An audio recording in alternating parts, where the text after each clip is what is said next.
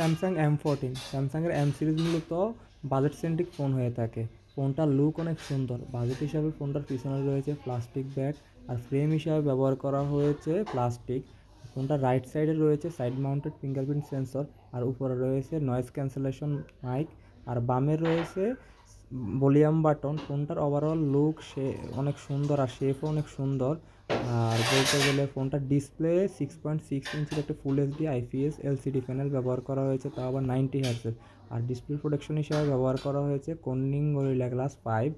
আর ফোনটার মূলত display quality আমার কাছে অনেক ভালো লেগেছে। এই বাজেট অনুযায়ী ফোনের ডিসপ্লেটা অনেক ভালো। আর ফোনটার ইউআইও অনেক অপটিমাইজ ডিসপ্লেটার সাথে, যার কারণে ডিসপ্লেটা 90 হার্টজ খুব ভালোভাবে সাপ্লাই দিতে পারছে। আর 90 হার্টজের সাথে ডিসপ্লেটা আসলে অনেক সুন্দর লাগতেছে।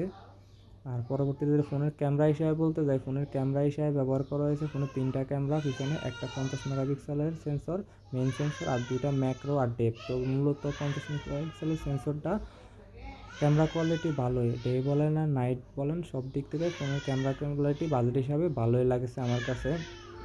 আর ফোনটার ফ্রন্ট সেন্সর সামনের ক্যামেরাটা 13 মেগাপিক্সেলের ব্যবহার করা হয়েছে, যাতে অ্যাপারচার রয়েছে 2.0। আর ফোনটাতে ভিডিও করতে পারবেন আপনারা সামনে পিছনে দুইটাতেই ফুল এইচডি 30 এফপিএসে। ভিডিও কোয়ালিটি মোটামুটি বাজেট হিসাবে ভালোই লাগছে আমার কাছে। এই বাজেটে ফোনটার ভিডিও কোয়ালিটি বলেন আর ক্যামেরা কোয়ালিটি বলেন দুইটাই মোটামুটি সন্তোষজনক, আশানুরূপ, আমাকে হতাশ করে নাই। আমি প্রায় 1 সপ্তাহ মতো ফোনটা ব্যবহার করছি, ক্যামেরা কোয়ালিটি আমার কাছে ভালোই লেগেছে। আর ফোনটার অনেক ফিচারও দেওয়া আছে।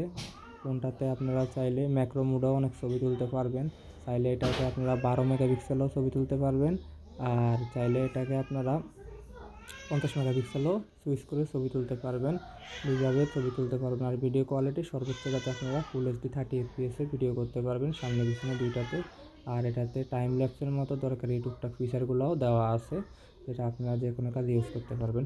আর ফোনটার প্রসেসর হিসাবে ব্যবহার করা হয়েছে 5 ন্যানোমিটারে বিল্ড করা এক্সিনোস 1330 বা 1330 5G প্রসেসর। এটা মূলত দৈনন্দিন কাজের জন্য এই ইউআইয়ের সাথে খুব অপটিমাইজ প্রসেসরটা।